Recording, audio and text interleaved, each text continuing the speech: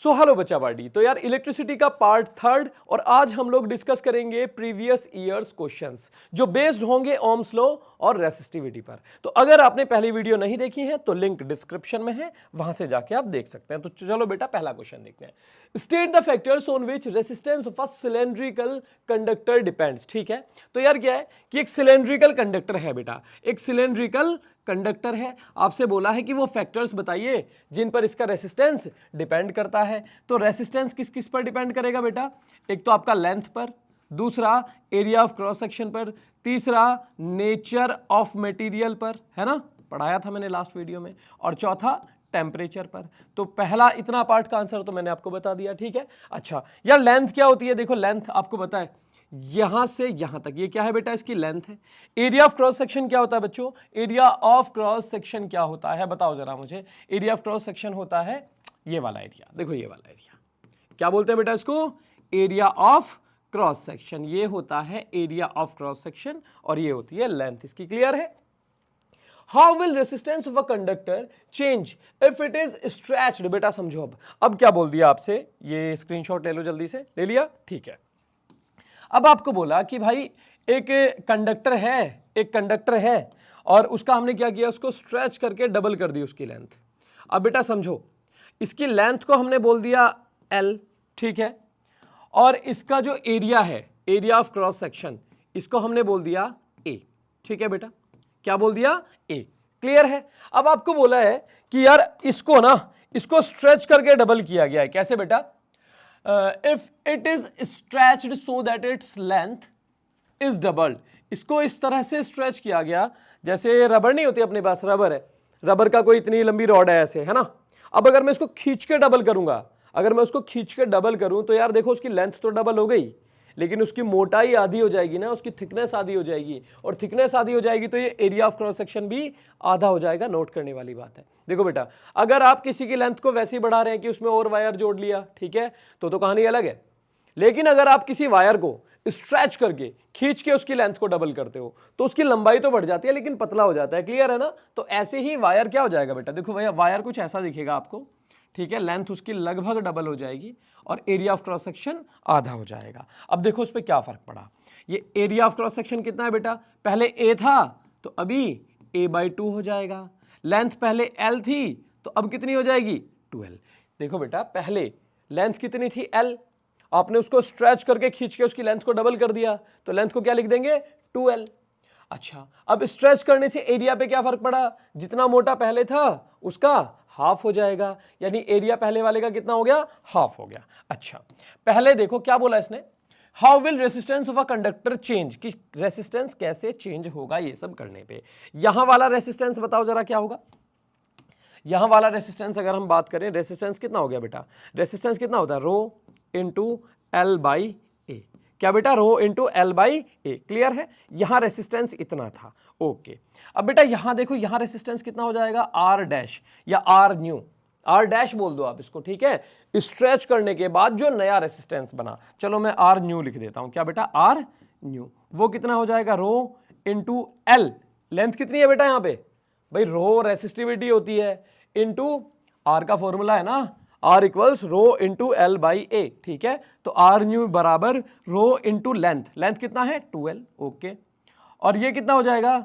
Area कितना हो जाएगा? A/2। बेटा क्लियर है? अच्छा, अब यार देखो ये 2 ऊपर पहुंच जाएगा ऐसे। अच्छा, तो आर न्यू कितना आएगा बेटा? R new equals rho into 4L by ए।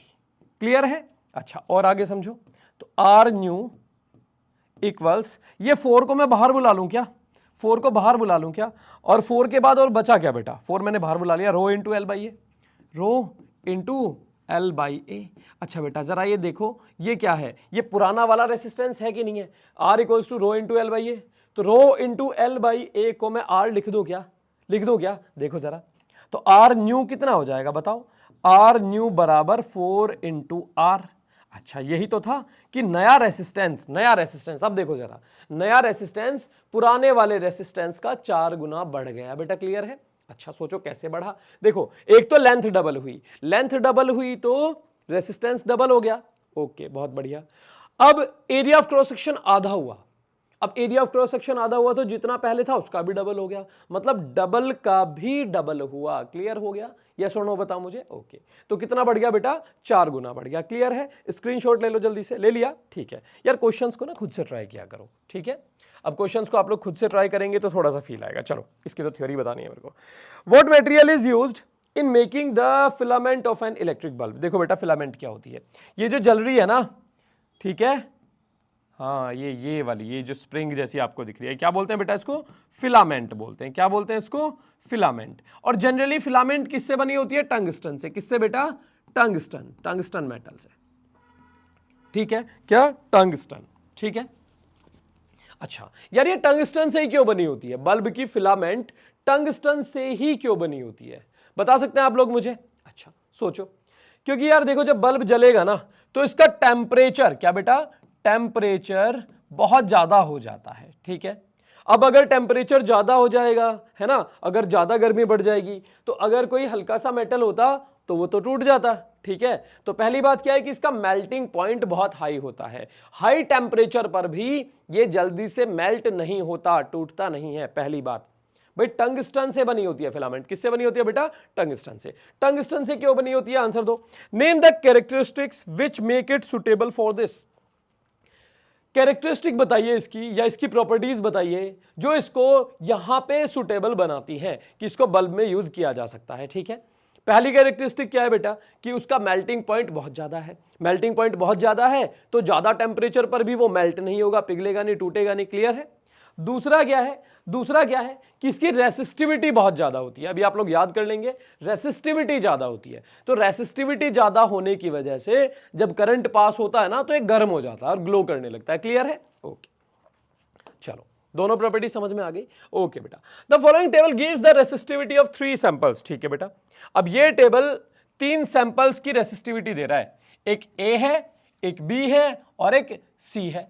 बेटा थोड़ा सा अगर आपको ऐसे समझ में ना आए ना तो इनको नॉर्मल फॉर्म में लिख लेना। Which of them is suitable for heating elements of appliances and why. इनमें से अगर किसी एप्लियंस की, जैसे बल्ब हो गया या फिर आयरन हो गई है ना, प्रेस, उनका हीटिंग एलिमेंट में कौन यूज हो सकता है? तो अभी मैंने आपको बताया था हीटिंग एलिमेंट में आप उसी को यूज कर पाओगे जिसका जिसका क्या बोला मैंने, जिसकी रेसिस्टिविटी ज्यादा हो। तो इनमें से भी आप यही देखिए कि किसकी रेसिस्टिविटी ज्यादा है। इसकी रेसिस्टिविटी को मैं कैसे लिख सकता हूं? 1.6 अपॉन 10 की पावर 5। क्लियर है? डेसिमल हटा दो तो 10 की पावर एक और बढ़ जाएगी, ठीक है? इसकी रेसिस्टिविटी को 52 5.2 10 की पावर 5, डेसिमल हटा दो तो 10 की पावर एक और बढ़ जाएगी, ठीक है बेटा? इसकी रेसिस्टिविटी को 100 अपॉन 10 की पावर 4, मतलब 1 अपॉन 10 की पावर, भाई 2 से 2 पावर खत्म हो जाएगी, 1 अपॉन 10 की पावर 2। क्लियर है? ये कितना आ जाएगा? 0.01। ये 0.01 आ रहा और एक डेसिमल हटाएंगे, ये डेसिमल हटाया तो 0 बढ़ गया, तो इसको 16 अपॉन, ये कितना है? 10 की पावर, अरे 10 की पावर 6 आया बेटा। इसको क्या लिख देंगे? 52 अपॉन 10 की पावर 6। अच्छा, अब देखो जरा, डेसिमल के फॉर्म का पता है ना आपको, कितना? 10 की पावर 6 है ना, तो 6 116 तो हो गया, 4 जीरो और लगानी पड़ेंगी बेटा आपको, तब जाके डेसिमल लगेगा, ठीक है? 0.000 ऐसा कुछ आया, बहुत छोटी वैल्यू है। ये क्या आ जाएगा? 52 तो है ही, 4 जीरो और लगानी पड़ेंगी, 1 2 3 4, है ना, डेसिमल लगेगा। अच्छा देखो, सबसे ज्यादा रेसिस्टिविटी किसकी है बेटा इनमें, बताओ जरा, सबसे ज्यादा रेसिस्टिविटी बता दो जरा मुझे। इसकी तो 0.00001 से भी बहुत छोटी है, इसकी 0.0000, इसकी 0.01, तो बेटा इसकी रेसिस्टिविटी मैक्सिमम है, ठीक है? इसकी रेसिस्टिविटी मैक्सिमम है सी की। सी की रेसिस्टिविटी क्या बेटा? रो क्या है इसका? मैक्सिमम, जिसकी रेसिस्टिविटी सबसे ज्यादा हो, है ना? क्योंकि किसी भी एप्लियंस का अगर हीटिंग एलिमेंट की बात करी जाए, जैसे अपना हीटर हो जाता है, ठीक है, या फिर प्रेस हो जाती है आयरन, या फिर बल्ब हो जाता है, ठीक है, तो वहां पर एक ऐसा मेटल यूज करना चाहते हैं हम लोग जिसकी रेसिस्टिविटी बहुत ज्यादा हो। कैसा बेटा? जिसकी रेसिस्टिविटी बहुत ज्यादा हो और उसका मेल्टिंग पॉइंट भी बहुत ज्यादा हो। दोनों चीजें ज्यादा चाहिए। क्या क्या बेटा? एक तो रेसिस्टिविटी ज्यादा होनी चाहिए, ठीक है? रेसिस्टिविटी ज्यादा क्यों होनी चाहिए?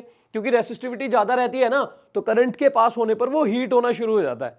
जितनी रेसिस्टिविटी ज्यादा रहेगी करंट के पास होने पर वो उतना ज्यादा हीट होगा। क्लियर हो गई मेरी बात? अच्छा, दूसरा मेल्टिंग पॉइंट की क्या बात है कि मेल्टिंग पॉइंट वो जल्दी से पिघले ना, अगर उसका मेल्टिंग पॉइंट कम है ना वो जल्दी से पिघल जाएगा, तो थोड़ा सा हीट हो गया वो पिघल के टूट जाएगा, है ना? ऐसा तो नहीं चाहिए ना आपको, आप क्या चाहोगे कि उसका मेल्टिंग पॉइंट ज्यादा रहे। ठीक है, ओके, चलो स्क्रीनशॉट ले लो भाई। चलो आगे बढ़ते हैं।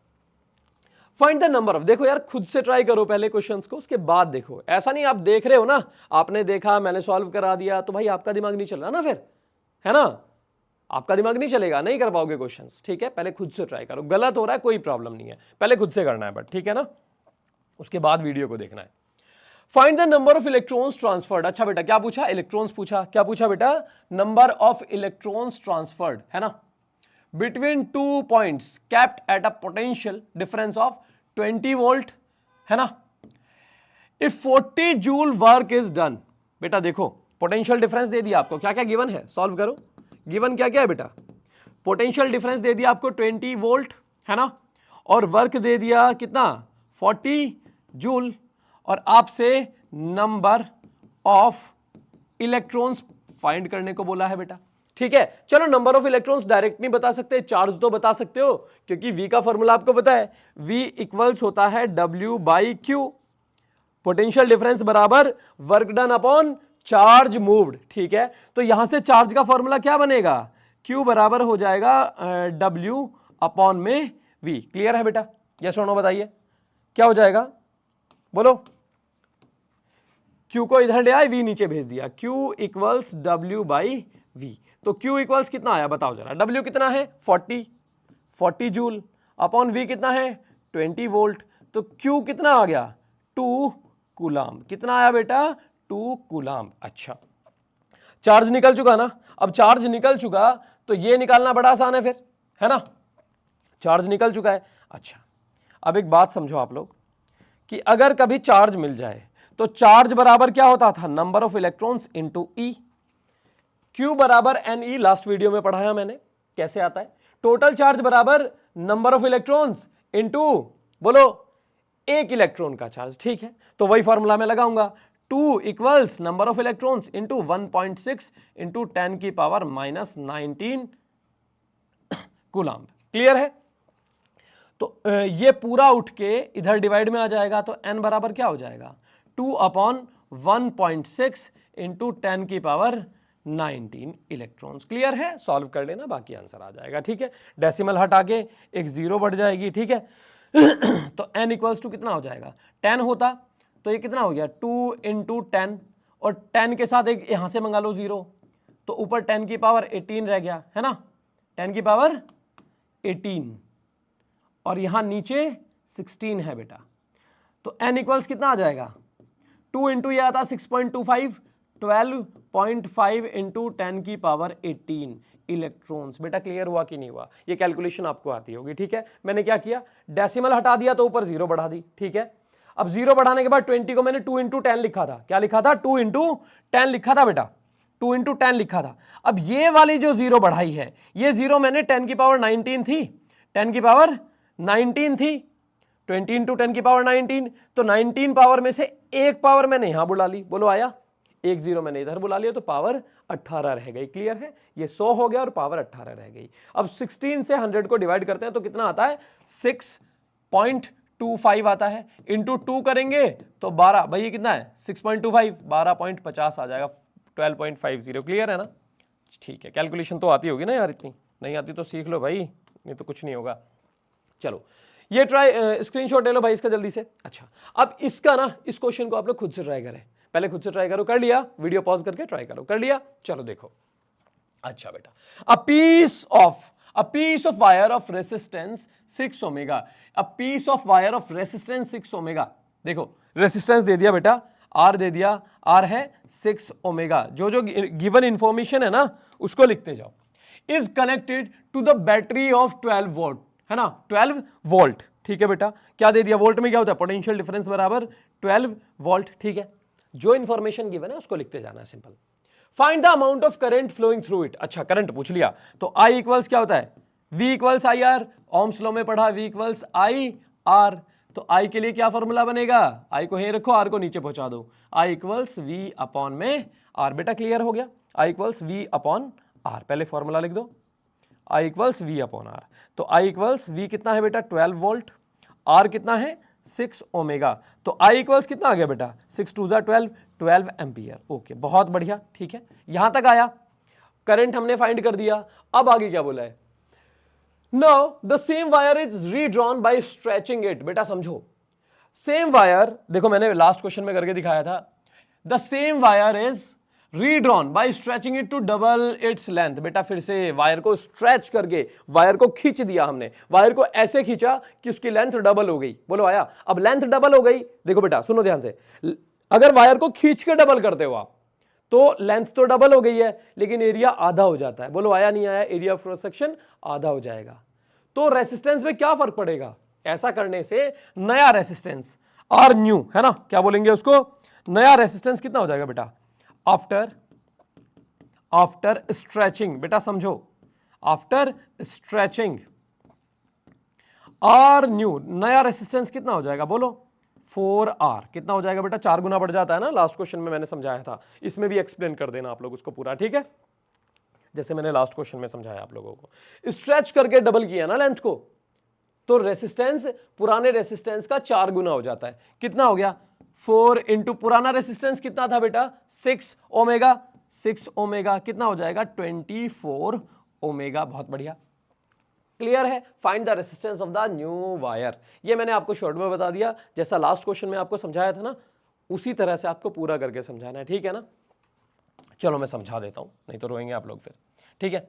आफ्टर स्ट्रेचिंग, ठीक है, वायर था है ना, ये वायर था, ठीक है, इसका एरिया ऑफ क्रॉस सेक्शन ये ए था और ये लेंथ इसकी एल थी। खींचने के बाद, स्ट्रेच करने के बाद देखो क्या हो गया है, स्ट्रेच करने के बाद क्या हुआ बेटा, हमने इसको स्ट्रेच कर दिया, स्ट्रेच करने के बाद ये कुछ ऐसा हो गया, इसकी लेंथ तो डबल हो गई और इसका एरिया ऑफ क्रॉस सेक्शन आधा हो गया। लेंथ कितनी हो गई बच्चों 2L, और एरिया ऑफ क्रॉस सेक्शन कितना हो गया, एरिया ऑफ क्रॉस सेक्शन कितना हो गया A/2। तो यहां का इंटू 2 कर लो, अगर आपको स्पीड कम लग रही है तो इंटू 2 कर लो। यहां का रेसिस्टेंस बताओ कितना हो गया, रो इंटू L/A, ठीक है। यहां का रेसिस्टेंस बताओ आर न्यू है ना, खींचने के बाद कितना हो गया, रो इंटू एल कितना 2L, एरिया कितना A/2, ये 2 उठ के ऊपर आ जाएगा, तो आर न्यू बराबर हो जाएगा रो इंटू 4A/L, ठीक है। तो आर न्यू इक्वल हो जाएगा रो इंटू, या एक काम करो 4 को आगे बुला लो, 4 इंटू रो इंटू A/L। बेटा ये क्या है, इसको मैं R लिख दूं क्या, ठीक है, इसके बाद मैं यहां लिखने वाला हूं, ठीक है। तो आर न्यू इक्वल्स हो जाएगा 4 इंटू आर, ठीक है बेटा। तो नया रेसिस्टेंस पुराने रेसिस्टेंस का 4 गुना बढ़ जाएगा। बेटा क्लियर है, इस तरह से आपको दिखाना है, बात समझ में आ गई। इसको याद कर लो कि जब भी वायर को ना खींच के डबल करते हैं, ठीक है, वायर की लेंथ को खींच के डबल कर दिया स्ट्रेच करके, ठीक है, तो उसका रेसिस्टेंस पे क्या फर्क पड़ता है, 4 टाइम्स बढ़ जाता है, 4 गुना है ना, 4 टाइम्स बढ़ जाएगा। क्लियर है, चलो आगे देखो। Nichrome wire of length L and radius R has resistance of 10 omega, how would the resistance of the wire change. बात समझो बेटा, नाइक्रोम वायर है जिसकी लेंथ कितनी है L है, रेडियस कितना है R है, रेसिस्टेंस कितना है 10 ओमेगा है। बात समझे बेटा,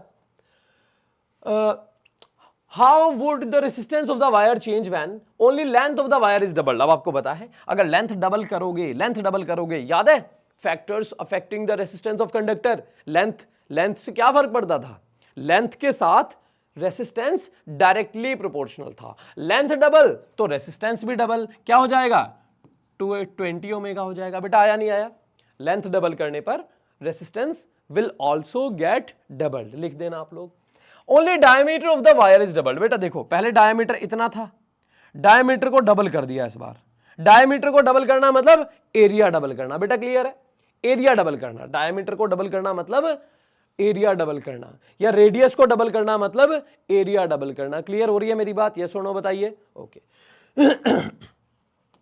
नहीं यार, डायमीटर को डबल करना तो एरिया डबल हो गया, रेडियस ठीक है। एरिया का फॉर्मूला क्या है पहले ये देख लो, area equals pi R square, ठीक है।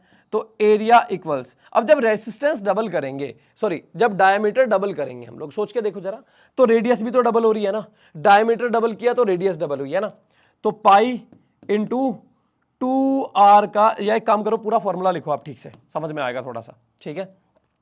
R इक्वल्स होता है rho into L by A, क्या बेटा, R equals rho into L by A, formula आपको पता है। अच्छा, पहले एरिया इतना था, पहले एरिया कितना था, पाई आर स्क्वायर, पहले कितना था, पाई आर स्क्वायर।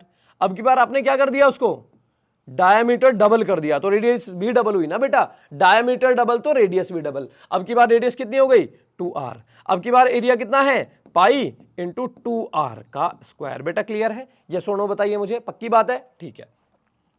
तो यार अब जब उसका हमने क्या कर दिया, एरिया डबल कर दिया, तो न्यू रेसिस्टेंस आर न्यू बराबर क्या हो जाएगा, रो इंटू लेंथ तो सेम रही, और क्या किया, एरिया कितना हो गया, पहले हमने क्या लिखा था एरिया को, पाई आर स्क्वायर लिख लो, क्या लिख लेंगे बेटा, चलो मिटाओ मत इसको, R equals rho into L upon pi R square. बेटा क्लियर है, ये सुनो बताइए मुझे, है ना, एरिया को क्या लिख दिया, पाई आर स्क्वायर। अब डायमीटर डबल किया है तो रेडियस भी डबल हो गई, पहले रेडियस को खाली आर लिखा है, अब की बार रेडियस डबल हो गई, उसकी डबल कितनी हो जाएगी, 2r। तो पाई एरिया की जगह क्या लिखेंगे, पाई इंटू 2r। बेटा ये 2r पूरा रेडियस है तो स्क्वायर दोनों को मिलेगा, ठीक है। तो आर न्यू बराबर हो जाएगा रो इंटू एल बाई पाई, 2 का स्क्वायर 4r स्क्वायर। तो मैं इसको ऐसे लिखूं, देखो जरा, इसको मैं ऐसे लिखता हूं कि आर न्यू बराबर रो, एक काम करो 1/4 को बाहर बुला लो, 1/4, 4 डिनोमिनेटर टर्म में बाहर आ गया। अब बचा क्या क्या, 4 तो बाहर बुला लिया, अब रो बचा, एल बचा, पाई बचा, आर स्क्वायर बचा, rho into L upon pi R square. अब बेटा क्या ये चेक करो जरा, क्या ये पुराना वाला रेसिस्टेंस है, यस। तो मैं ऐसा कह दूं आर न्यू बराबर 1/4 पुराना वाला आर, बोलो आया नहीं आया, यानी पुराने वाले आर का 4 टाइम्स कम हो जाएगा। क्या बोला मैंने, पुराने वाले आर का 4 टाइम्स कम हो जाएगा नया रेसिस्टेंस। यानी अगर डायमीटर को डबल किया, बेटा समझो, डायमीटर को आपने डबल किया तो रेडियस को डबल किया। मैंने बताया था लास्ट वीडियो में, एरिया का फॉर्मूला क्या होता है बेटा, देखो एरिया ऑफ क्रॉस सेक्शन किसी वायर का कैसे निकाला जाता है, पाई आर स्क्वायर करके, ठीक है। अब आर रेडियस पे क्या फर्क पड़ा, पहले रेडियस आर थी, डायामीटर डबल करने से रेडियस भी डबल हो गई, तो रेडियस को मैंने पहले आर लिखा हुआ था, अब की बार रेडियस को 2r लिख दिया। क्लियर हो रही है मेरी बात, आ गया समझ में। तो नया रेसिस्टेंस पहले वाले से 4 टाइम्स कम हो जाएगा, पहले वाले को 4 से डिवाइड कर दो तो नया रेसिस्टेंस आ रहा है, क्लियर है, यानी 4 टाइम्स कम हुआ। डायमीटर डबल करने से या रेडियस डबल करने से, बात समझ में आ रही है, बात समझ, पुराने वाला रेसिस्टेंस और नया रेसिस्टेंस है ना, नए रेसिस्टेंस पे क्या फर्क पड़ेगा, नया रेसिस्टेंस पुराने वाले से 4 गुना कम हो जाएगा। अगर डायमीटर डबल करोगे या रेडियस डबल करोगे तो नया रेसिस्टेंस क्या होगा, पहले का जो भी रेसिस्टेंस था उससे 4 गुना कम, उसे 4 से डिवाइड करना पड़ेगा आपको। पुराने वाले रेसिस्टेंस को 4 से डिवाइड करोगे तब जाके आपको पता चलेगा कितना आ रहा है, क्लियर है। चलो नेक्स्ट क्वेश्चन देखते हैं। अच्छा हाँ, इसी का पार्ट बचता है बेटा भी, why element of electrical heating devices are made up of alloys. हाँ बेटा एक क्वेश्चन आता है कि जो हीटिंग डिवाइसेस होती है ना, उनका जो एलिमेंट होता है, हीटिंग एलिमेंट, वो अलॉयज से क्यों बना होता है, क्योंकि अलॉयज क्या होता है, मेटल्स का एक कॉम्बिनेशन है ना, कई सारे मेटल्स एक साथ मिला दिए जाए पिघलाकर तो क्या बनता है, अलॉय बनता है। क्लियर हो रही है मेरी बात। तो यार अलॉय में क्या रहता है, अलॉयज की रेसिस्टिविटी प्योर मेटल्स की रेसिस्टिविटी से कहीं ज्यादा होती है। क्या बोला मैंने, अलॉयज की रेसिस्टिविटी प्योर मेटल्स से काफी ज्यादा होती है, ठीक है। इसीलिए अलॉयज को प्रेफर किया जाता है एलिमेंट बनाने के लिए, हीटिंग एलिमेंट बनाने के लिए। क्लियर है, आप सीधा बताओगे, because resistivity of alloys is much more than the pure metals, ठीक है। This is the reason they are used to make elements of heating devices, याद रहेगा, ठीक है। आगे बढ़ते हैं कि भैया अलॉयज की रेसिस्टिविटी काफी ज्यादा होती है, और रेसिस्टिविटी ज्यादा होती है और मेल्टिंग पॉइंट भी ज्यादा होता है, बोलो क्लियर है। इसीलिए यही कारण है कि हीटिंग एलिमेंट्स, हीटिंग डिवाइसेस का जो एलिमेंट होता है ना, हीटिंग एलिमेंट, उसे बनाने में अलॉयज का यूज किया जाता है। वो अलॉयज से बने होते हैं, प्योर मेटल से नहीं बनाते। रेसिस्टिविटी ऑफ 2 एलिमेंट्स, अगला क्वेश्चन देखो, 2 एलिमेंट्स हैं ए और बी, उनकी रेसिस्टिविटी, एक की तो बेटा ये है, ठीक है, ओम मीटर, अरे ओम मीटर, रेसिस्टिविटी की यूनिट क्या होती है, ओम मीटर, और दूसरे की बेटा इतनी है, ठीक है। Respectively out of these two name the element that can be used to make filament of electric bulb. देखो बेटा क्या बोला, इलेक्ट्रिक बल्ब की फिलामेंट बनाने में कौन सा यूज होगा, जिसकी रेसिस्टिविटी ज्यादा है। खुद से वीडियो पॉज करके आंसर बताओ। बता दिया, चलो चेक करो सही है कि गलत है। ठीक है भाई। अच्छा, इसकी रेसिस्टिविटी कितनी, 10 की पावर -8 और 1.62। इसकी कितनी, 520 और 10 की। देखो ये वाला पार्ट से तो पता चला नहीं, ये तो दोनों में सेम है। ये क्या बेटा, दोनों में सेम है। 10 की पावर 8 यहां डिवाइड में आ जाएगा और इसके डिवाइड में भी 10 का पावर 8 आ जाएगा। क्लियर है। तो यार अगर नीचे सेम आ गया तो जो ऊपर वाला है वो डिसाइड करेगा। ऊपर यहां 520 है और यहां 1.62 है, तो यार 520 बड़ी वैल्यू है, मतलब ये वाली रेसिस्टिविटी ज्यादा है। बोलो आया नहीं आया। तो बी की रेसिस्टिविटी ज्यादा है। बेटा देखो, एक रेसिस्टिविटी तो ये थी, एक रेसिस्टिविटी ये थी। ठीक है, दो रेसिस्टिविटी थी, ये ए की रेसिस्टिविटी और ये बी की रेसिस्टिविटी। अब यार बल्ब का फिलामेंट बनाने के लिए, इलेक्ट्रिक बल्ब का फिलामेंट बनाने के लिए आप किसका यूज करना चाहेंगे? हम ऐसे मटेरियल का यूज करना चाहेंगे जिसकी रेसिस्टिविटी ज्यादा रहे। तो बी की रेसिस्टिविटी क्लियरली ज्यादा है, इसलिए किसका यूज करेंगे बेटा इसमें, बी का। क्लियर है, रीजन समझ में आ गया, जिसकी रेसिस्टिविटी ज्यादा है। ठीक है, अगला पार्ट है इसका, wires for electrical transmission lines. अच्छा, इलेक्ट्रिकल ट्रांसमिशन, जो बिजली की लाइन नहीं बिछाई जाती लाइट सप्लाई करने के लिए, इलेक्ट्रिसिटी सप्लाई करने के लिए जो घरों में लाइट आती है ना, उसके लिए, उसमें कौन सा, जिसकी रेसिस्टिविटी कम रहे। इसमें कौन सा लगेगा बेटा, इसमें ए यूज करना चाहेंगे, क्योंकि वहां हम क्या चाहते हैं, जो हमारे घरों तक सप्लाई लाइन आती है ना इलेक्ट्रिसिटी की, उसमें कैसे वायर चाहते हैं हम लोग, जिसकी रेसिस्टिविटी कम से कम रहे। क्लियर है मेरी बात। अच्छा, और हीटिंग एलिमेंट बनाने में बोलो कौन से, जिसकी रेसिस्टिविटी ज्यादा से ज्यादा रहे। चलो आगे बढ़ते हैं। अच्छा, state Ohm's law. Ohm's law बताओ। ओम्स लॉ बताया आपको कि at constant temperature V proportional to I और V इक्वल्स IR। क्लियर है ना, कि फिजिकल कंडीशंस, टेम्परेचर और प्रेशर को कांस्टेंट रखा जाए तो किसी वायर में से फ्लो करने वाला करंट पोटेंशियल डिफरेंस के डायरेक्टली प्रोपोर्शनल होता है। पहली वीडियो में डिटेल में बताया था मैंने। Calculate the resistor of a conductor. अच्छा बेटा, रेसिस्टेंस बताना है आपको। क्या पूछा, कैलकुलेट द रेसिस्टेंस। रेसिस्टेंस आपने कैलकुलेट करना है। If the current flowing through it is 0.2 ampere, ये क्या दे दिया बेटा, करंट दे दिया। When the applied potential difference is 0.8 volt. ठीक है भाई, बहुत अच्छे। क्या क्या गिवन है बेटा, गिवन क्या क्या बोलो। गिवन है आई, करंट दे रखा है आपको 0.2 एम्पियर और पोटेंशियल डिफरेंस दे रखा है आपको 0.8 वोल्ट। ठीक है, और क्या पूछा आपसे, आर पूछा है, आर बताना है आपने। तो V इक्वल्स होता है I इंटू आर, तो R इक्वल्स हो जाएगा V अपॉन में I। क्लियर है बेटा, R इक्वल्स V की वैल्यू कितना बोलो, V की वैल्यू कितना, 0.8 वोल्ट, I कितना 0.2 एम्पियर, डेसिमल से डेसिमल मरा, 2 से इसको काटा 4, तो R इक्वल्स 4 ओमेगा। बड़ा खत्म सा क्वेश्चन था, खुद से ट्राई कर रहे हैं ना आप लोग। हाँ ठीक है, हाँ स्पीड कम है, इंटू 2 कर लो। ठीक है, हाँ स्पीड, शिकायत है सर स्पीड तो बहुत कम है, कितना धीरे पढ़ा रहे हो। वायर, कॉपर और aluminium wires generally used for electrical transmission and distribution purposes. Copper और एल्यूमिनियम का बेटा इनका यूज क्यों किया जाता है, इलेक्ट्रिकल ट्रांसमिशन या फिर डिस्ट्रीब्यूशन के पर्पसेस के लिए, क्योंकि कॉपर और एल्यूमिनियम दोनों की ही रेसिस्टिविटी काफी कम रहती है। ठीक है, इन दोनों की रेसिस्टिविटी काफी कम है, इसीलिए जहां इलेक्ट्रिसिटी की सप्लाई लाइंस होती हैं वहां पर इनका ही यूज किया जाएगा। बात समझ गए, क्योंकि इनकी रेसिस्टिविटी कम है। जितनी रेसिस्टिविटी कम उतना बढ़िया कंडक्टर। याद रहेगी मेरी बात, जितनी रेसिस्टिविटी कम होगी कंडक्टर उतना बेहतर होगा। ठीक है, उतना बढ़िया करंट फ्लो होगा उसमें से। याद रहेगा, ठीक है, यही बताना है आपने कि इन दोनों की रेसिस्टिविटी काफी कम होती है and this is the reason that they are one of the best conductors. ठीक है, 2 वायर्स। अच्छा बेटा आप सुनो, 2 वायर्स हैं, एक कॉपर का है और दूसरा मैंगनीन का है। बेटा देखो ये मैंगनीन है ना, ये इसकी रेसिस्टिविटी काफी ज्यादा रहती है। ठीक है, जैसे नाइक्रोम हो गया, टंगस्टन हो गया और मैंगनीन हो गया। ठीक है, इनकी रेसिस्टिविटी काफी ज्यादा रहती है और ये मतलब हीटिंग एलिमेंट्स में काफी ज्यादा यूज किया जाता है। ये भी हैव इक्वल लेंथ। बेटा देखो, एक लेंथ बराबर है, ये क्या है, कॉपर। ठीक है, और ये बात समझ। और दूसरा क्या है, मैंगनीन। क्या है बेटा, मैंगनीन। ठीक है, अब बोल दिया, इतना बोला कि लेंथ बराबर है, चलो बहुत अच्छी बात है।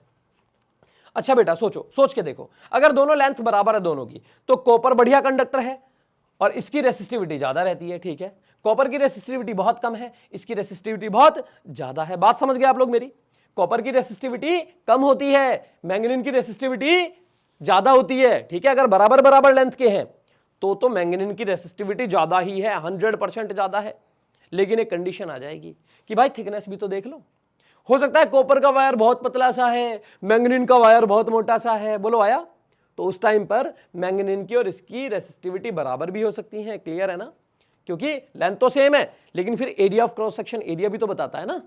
हाँ, लेंथ भी सेम, एरिया भी सेम, तब मैंगनीन की रेसिस्टिविटी 100% ज्यादा रहेगी, कॉपर की रेसिस्टिविटी कम रहेगी, क्योंकि कॉपर एक बेहतर कंडक्टर है। क्लियर है? हाँ, अब दूसरी कंडीशन क्या कि यार लेंथ तो सेम दे दी, अब एरिया का तो जिक्र ही नहीं हुआ। चलो अब आगे देखो, क्वेश्चन आगे देखते हैं। विच वायर इज थिक, अच्छा, have equal length and equal resistances. ओ हो भाई, इनका रेसिस्टेंस भी इक्वल है, जितना इसका रेसिस्टेंस है इतना ही इसका भी रेसिस्टेंस है बेटा, दोनों का रेसिस्टेंस बराबर हो गया। अच्छा यार, हमें तो पता है कॉपर की रेसिस्टिविटी तो बहुत कम होती है, तो यार अब बताओ, अब दोनों का रेसिस्टेंस बराबर कैसे आ सकता है? मैंगनीन का तो काफी ज्यादा आना चाहिए ना, बराबर आ रहा है। बराबर क्यों आ रहा है? क्योंकि मैंगनीन का वायर काफी थिकर है, काफी मोटा वायर है मैंगनीन का। क्लियर है ना भाई? सोचो, अगर एरिया ऑफ क्रॉस सेक्शन बढ़ जाए, एरिया ऑफ क्रॉस सेक्शन बढ़ जाए, एरिया ऑफ क्रॉस सेक्शन के साथ रेसिस्टेंस का क्या रिलेशन है? उल्टा उल्टा, inversely proportional. Area of cross section बढ़ेगा, रेसिस्टेंस कम होता जाएगा। क्लियर है? आ रही बात समझ में? मैंगनीन का देखो, मैंने क्या बताया, मैंगनीन का रेसिस्टेंस काफी ज्यादा होगा, क्योंकि रेसिस्टिविटी ज्यादा होती है। तो अगर बराबर बराबर लेंथ के लिए जाए तो मैंगनीन का, कॉपर और मैंगनीन इक्वल लेंथ के हमने ले लिए वायर्स, ठीक है, तो मैंगनीन का रेसिस्टेंस ज्यादा ही आएगा। अब इसमें बोला है कि भैया दोनों का रेसिस्टेंस बराबर है, तो वो तो तभी पॉसिबल है जब इसका एरिया ऑफ क्रॉस सेक्शन ज्यादा आ रहा हो, क्योंकि ओरिजिनली तो इसका रेसिस्टेंस ज्यादा था, अब हमने एरिया बढ़ाया, थोड़ा और कम हो गया रेसिस्टेंस, एरिया और बढ़ाया, रेसिस्टेंस और कम हो गया, एरिया और बढ़ाया, रेसिस्टेंस और कम हो गया। एरिया तब तक बढ़ा जब तक कि दोनों का रेसिस्टेंस बराबर नहीं आ गया। तो यही पूछा था कि भाई विच वायर इज थिकर, कि कौन सा वायर मोटा है? तो मैंगनीन का वायर मोटा होगा। बात समझ गए? क्योंकि अगर बराबर बराबर लेंथ के रहते तो कॉपर का रेसिस्टेंस क्या आता? कम आता, मैंगनीन का ज्यादा आता। तो क्लियर था? अब बोला कि बराबर हैं, बराबर कब हो सकते हैं? इसका एरिया बढ़ाते जाओ, इसका रेसिस्टेंस कम होता जाएगा, ठीक है, और एक टाइम पे दोनों का बराबर हो जाएगा। क्लियर है कि नहीं है? बोलो। ठीक है, नहीं आया तो भाई वीडियो को बैक करके दोबारा देख लो। Given that resistivity of copper is lower than that of manganin, हाँ वही बात कि कॉपर की रेसिस्टिविटी मैंगनीन से कम रहती है। चलो आपको ये भी बता दिया था क्वेश्चन में, ठीक है। तो बेटा आज की वीडियो को यहीं खत्म करते हैं। आप कमेंट सेक्शन में जरूर बताएं कि आपको एक्सप्लेनेशन समझ आई कि नहीं आई। चलिए बच्चों, ठीक है, टाटा बाय बाय, मिलते हैं नेक्स्ट वीडियो में। तब तक के लिए ऑल द वेरी बेस्ट, पढ़ते रहिए।